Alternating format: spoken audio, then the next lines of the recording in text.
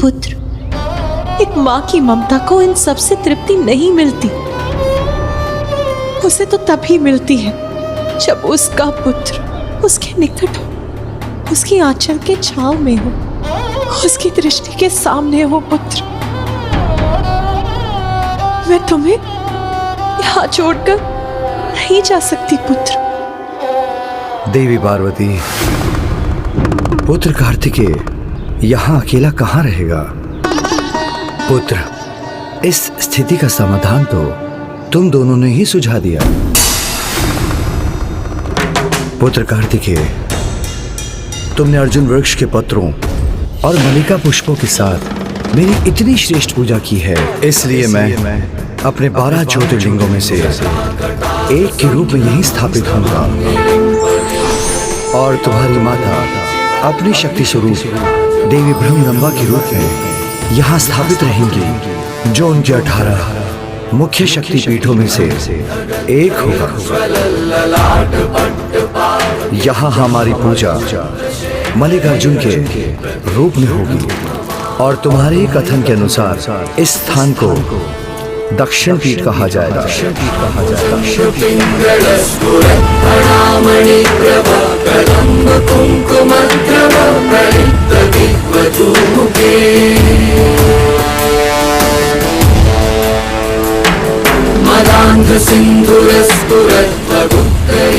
महादेव, जहाँ आपका वास वही नंदी का निवास। इसलिए प्रभु, मुझे कैलाश की भांति एक शक्तिशाली पर्वत के रूप में यहाँ स्थित होकर आपकी सेवा करने का अवसर प्रदान कीजिए। धन्यवाद प्रभु।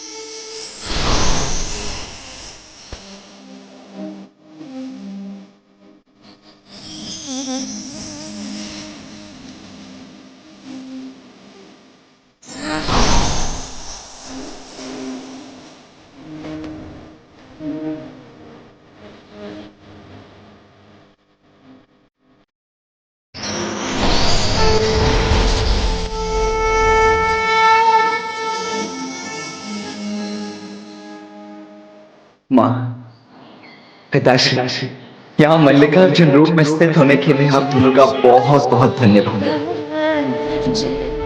भविष्य में यहाँ एक महान विशाल मंदिर की स्थापना होगी और यहाँ के भक्तों को आप दोनों की कृपा से आपके भव्य दर्शनों का सुख प्राप्त होगा और यह स्थान सदा सदा के लिए दक्षिण कैलाश के नाम से जाना जाएगा।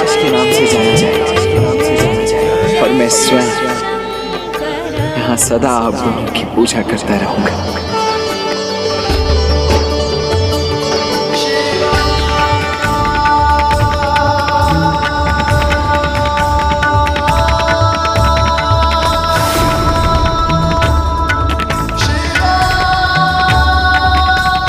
आइए देवी, अब कैलाश चलने का समय हो गया है।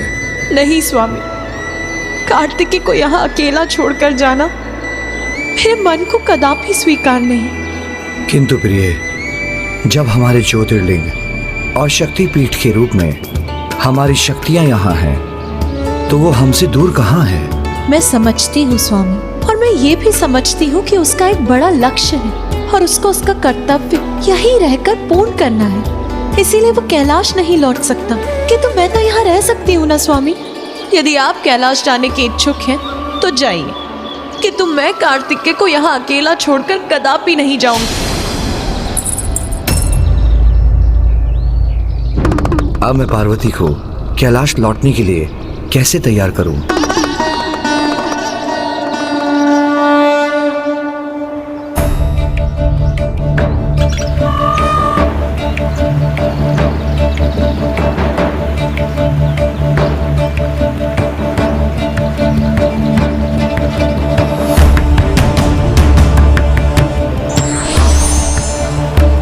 पानी की इन अंतिम बूंदों से आप कुछ ही शब्दों का लेखन कर सकेंगे गणेश जी।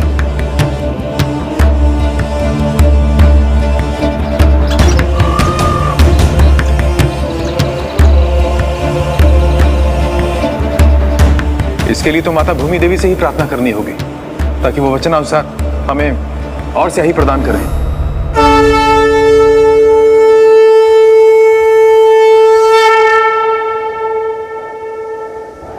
हे माता भूदेवी, हम सभी आपकी प्रार्थना करते हैं, कृपया प्रकट होकर और भी स्याही प्रदान करने की कृपा करें।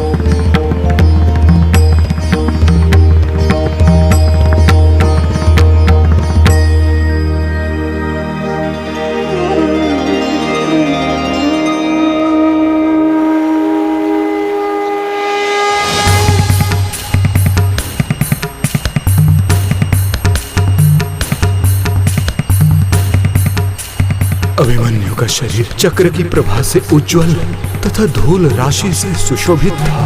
उसके हाथ में तेजोमय उज्जवल चक्र प्रकाशित हो रहा था। उससे उसकी बड़ी शोभा हो रही थी। उस रण क्षेत्र में चक्र धारण द्वारा भगवान श्री कृष्ण का अनुकरण करता हुआ अभिमन्यु क्षण भर के लिए बड़ा भयंकर प्रतीत होने लगा था। कौरवों से घिरा हुआ अकेला अभिमन्यु छत विच्छत होते हुए हिम्मत नहीं हारा।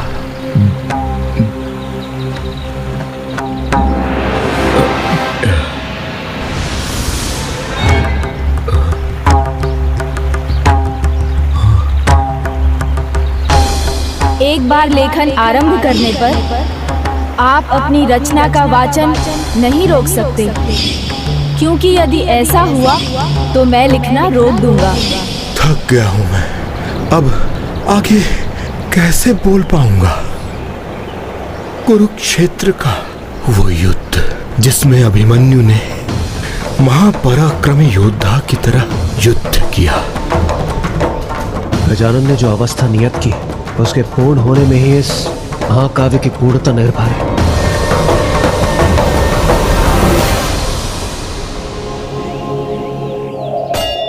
प्रिय, आप समझने का प्रयास कीजिए।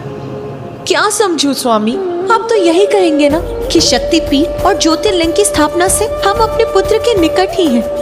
और फिर मैं कैलाश क्यों नहीं लौटना चाहती? हम इस रूप में उसके निकट तो रहेंगे, किंतु वो फिर भी अकेला रहेगा। वो अपने मन की बात किसके साथ बांटेगा स्वामी? जैसे हम दोनों एक दूसरे के साथ हैं, उसके साथ कौन है? प्रिय, आपने ही व्यथा रखी और आपने ही उसका समाधान भी बता दिया। समाधान? कैसा समाधान? हम दोनों को एक दूसरे का साथ प्राप्त है, किंतु उसे किसका साथ प्राप्त है, यही मुख्य समस्या है ना। उसी का समाधान करना है ना हमें। अर्थात पुत्र कार्तिकेय का विवाह होना चाहिए। आपने सर्वथा उचित कहा स्वामी। फिर मैं आपके साथ कैलाश में चिंता रहित रहूंगी और कार्तिकेय और गणेश भी दोनों ही अकेले नहीं रहेंगे। और ये तो उचित समय भी है। हमें शीघ्र कैलाश लौटकर अतः शीघ्र उसके लिए कन्या ढूंढनी चाहिए। कार्तिकेय के विवाह के सुझाव ने आपका निर्णय एक पल में बदल दिया देवी। हाँ स्वामी, क्योंकि आपका सुझाव मेरे निर्णय से कहीं उत्तम है।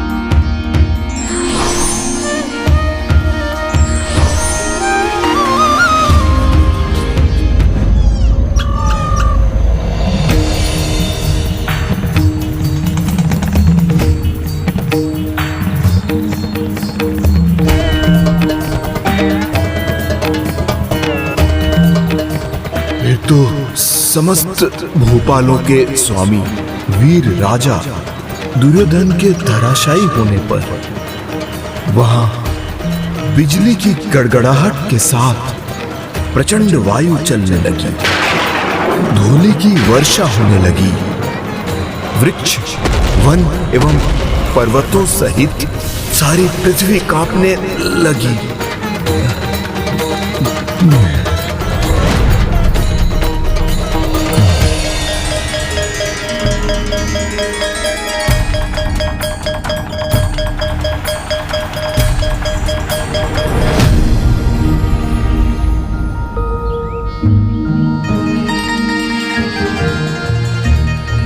क्या हुआ माँ?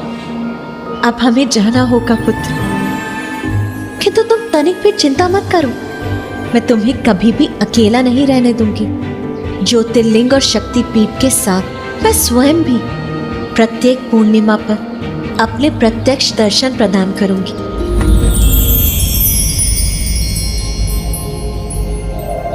और मैं प्रत्येक अमावस्या के दिन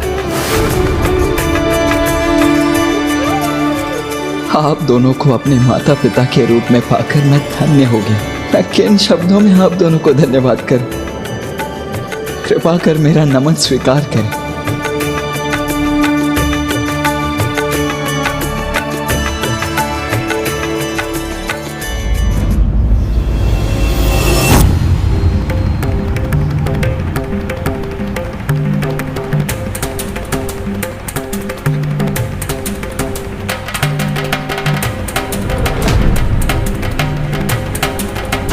प्रभु ने तो अपनी लेखनी रख दी।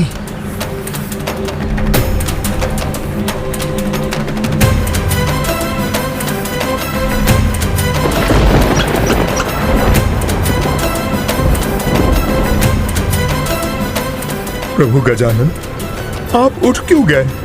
मैंने कहा था ना ऋषिवर, जैसे ही आप बोलना समाप्त करेंगे मैं लेखन रोक दूंगा। उचित है प्रभु, क्षमा करें। आपको दिए हुए वचन का मैं मान नहीं रख पाया, किंतु कोई तो उपाय होगा कि आप आगे लिख सकें, अन्यथा यह महाकाव्य पूर्ण नहीं हो पाएगा। प्रभु, इसे पूर्ण करने में मेरी सहायता कीजिए प्रभु। अब तो केवल एक ही खंड शेष है। नहीं ऋषिवर, नहीं ऋषिवर, नहीं ऋषिवर, नहीं ऋषिवर।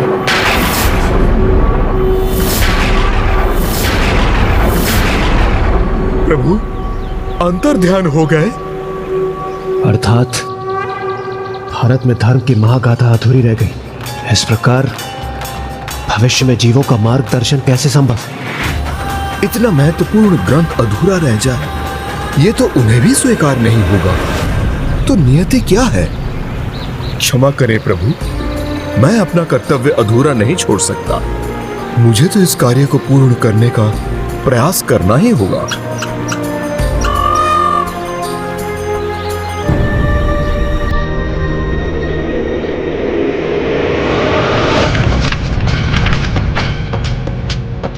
किंतु ऋषिवर, बिना गजानन के ये कार्य कैसे करेंगे?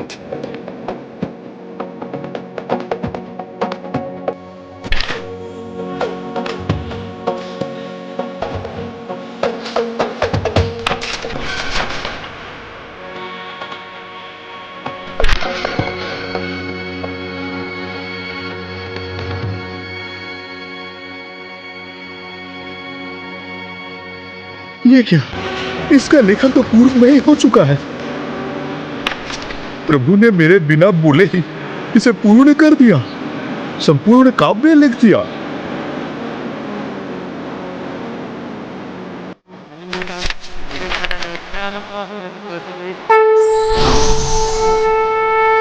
अद्भुत है आपकी लीला गजानन।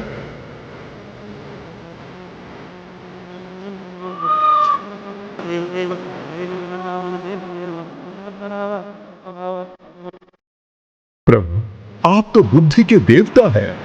आपको समझने में कैसे भूल कर दी मैंने। जो श्लोक मेरे मुख से निकल रहे थे वो आपकी ही कृपा थी, और जो मेरे मन में थे वो आप ही की कृपा के परिणाम थे।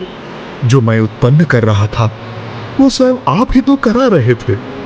प्रभु, अब मैं ये सत्य समझ गया हूँ। मुझे अपने ब्रह्म स्वरूप अर्थात महाज्ञानेश्वर रूप में दर्शन देने की कृपा कीजिए। दर्शन देने की कृपा कीजिए प्रभु। दर्शन देने की कृपा कीजिए प्रभु।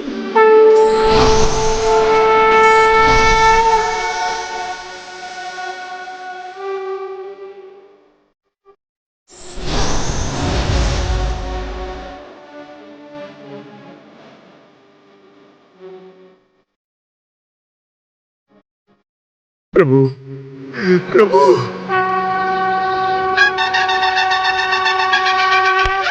प्रणाम प्रभु।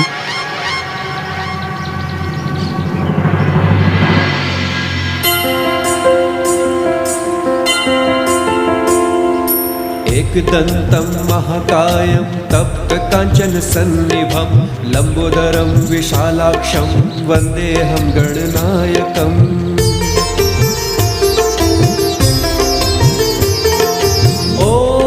नमस्ते गणपते त्वमेव प्रत्यक्षं तत्त्वमसि त्वमेव केवलं कर्तासि त्वमेव केवलं धर्तासि त्वमेव केवलं हर्तासि त्वमेव सर्वखल्विदं ब्रह्मासि।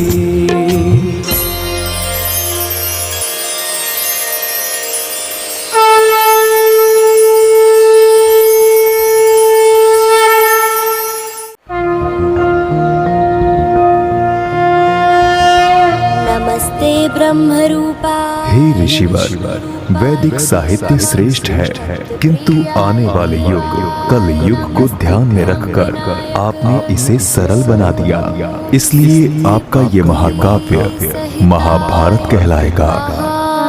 गणपतये नमः।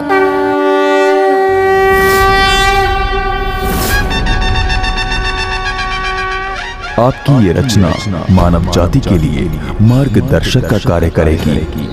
धन्यवाद हे ज्ञान बुद्धि और श्रुति के ईश्वर कि आपने मुझे और मेरी इस रचना को शुभाशीष दिया। ऋषिवर, मैं अपना कार्य संपन्न कर चुका, तो क्या अब मुझे प्रस्थान करने की आज्ञा है? अवश्य प्रभु। प्रणाम ऋषिवर। शीघ्रता कीजिए मूषक जी, अब जाकर निश्चिंतता से माँ के हाथों बने पकवान खाऊंगा। देवी, यहाँ नवीन दिव्य ऊर्जा संकेत दे रही है कि गणेश भी अपना कार्य पूर्ण कर शीघ्र लौटने वाला है। बहुत सारे कार्य करने, शीघ्रता तो हमें भी करनी होगी। शीघ्र अपने पुत्र के लिए उचित कन्या ढूंढनी होगी हमें। मैं जाकर विवाह उत्सव की तैयारियां करती हूँ।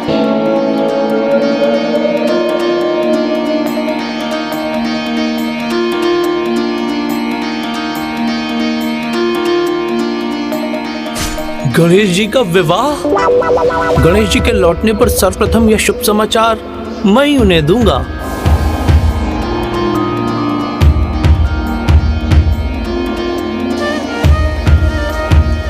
नंदी जी। गणेश जी, प्रणाम गणेश जी, आप उचित समय पर पधारे हैं। मुझे आपको एक सूचना देनी है। सूचना अच्छी होनी चाहिए नंदी जी। ये मत कहिएगा कि भोजन समाप्त हो गया, क्योंकि आपकी पोटली में से उसकी सुगंध मुझ तक पहुंच रही है। ये कोई परिहास नहीं है प्रभु, वास्तव में एक बहुत बड़ी सूचना है। पहले भोजन फिर सूचना नंदी जी। प्रभु सुनिए तो, अब कहाँ जा रहे हैं?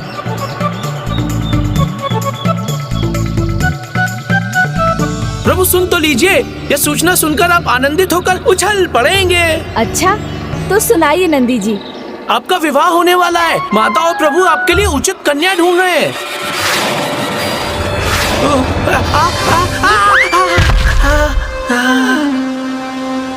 प्रभु, मेरा विवाह? ये क्या कह रहे हैं नंदी जी? अवश्य आपसे कोई भूल हुई है। आपने ठीक से नहीं सुना होगा। नहीं प्रभु, मैंने ठीक से सुना भी, कहा भी और ना ही कोई भूल हुई है मुझसे। ये तो शुभ समाचार है प्रथम पूज्य। मैं समझता हूँ प्रभु, इस शुभ समाचार को सुनकर तो किसी के भी मन में लड्डू फूटेंगे।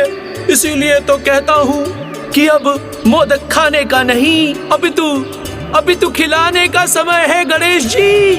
अब आप अपने मन में फूटते हुए मोदकों को समेटिए, तब तक मैं जाकर अन्य लोगों का इस शुभ समाचार से मुंह मीठा करवाता हूँ।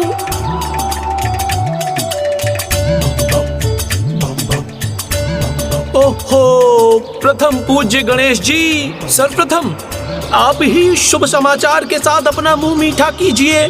फिर क्या जाने अवसर मिले ना मिले, क्योंकि विवाह के पश्चात तो आपको वही खाना पड़ेगा जो आपकी पत्नी खिलाएंगी। आज्ञा दीजिए प्रभु, मैं आता हूँ। प्रणाम। क्या विवाह के उपरांत मैं अपनी इच्छा से भोजन भी नहीं कर पाऊंगा? विवाह हुआ और स्वतंत्रता समाप्त।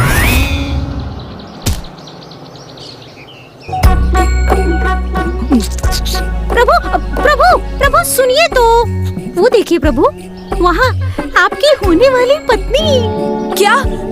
कहाँ है मेरी पत्नी? मेरा अर्थ था विवाह के उपरांत वही तो होंगी ना वो प्रभु। मूषक जी, अनर्गल प्रलाप बंद कीजिए। विवाह, ये तो बहुत बड़ी समस्या है। आज प्रथम बार मुझे किसी समस्या का हल नहीं सूझ रहा। मैं तो उलझ गया हूँ। मैंने तो पहले ही कहा था प्रभु। क्या कहा था? कि मत कीजिए। क्या नहीं करूँ? यही महान कार्य। बालक हैं, किंतु बालकों वाला कोई कार्य तो आप करते नहीं। संपूर्ण संसार की समस्याएं हल करते हैं। तो फिर सब आपको विवाह के योग्य समझेंगे ना। ऐसा कौन सा महान कार्य कर दिया मैंने मूषक जी कि माँ और पिताश्री मेरा विवाह करने पर तुल गए? क्या नहीं किया है प्रभु आपने? सब कुछ आप ही ने तो किया है। दुष्ट असुरों का अंत और देवताओं की सहायता, और तो और संसार के महानतम ग्रंथ महाभारत का लेखन। तो अब आप ही बताइए, आपको बालक कौन कहेगा भला? जो हुआ सो हुआ, किंतु अब क्या करूं? उसका कोई सुझाव है? हाँ, क्यों नहीं प्रभु, मेरी बुद्धि के पास तो सुझाव ही सुझाव हैं। किंतु आपके लिए जो सर्वथा उचित है वो ये बताना और जताना कि आप एक नन्हे बालक हैं। नन्हा बालक? आपको अपने व्यवहार से ये दिखाना होगा कि आप अभी भी एक बालक ही हैं, तभी तो आपका विवाह टल सकता है प्रभु। उचित है, किंतु मुझे उसके लिए करना क्या होगा? बताऊंगा, किंतु सर्वप्रथम आप वचन दीजिए कि जो कुछ भी मैं कहूँगा वो आप अवश्य करेंगे। करूँगा, सब कुछ करूँगा। तो फिर आरंभ करते हैं नटखट बालक बनो अभियान, जिसका प्रथम कार्य होगा उत्पत्ति बनो।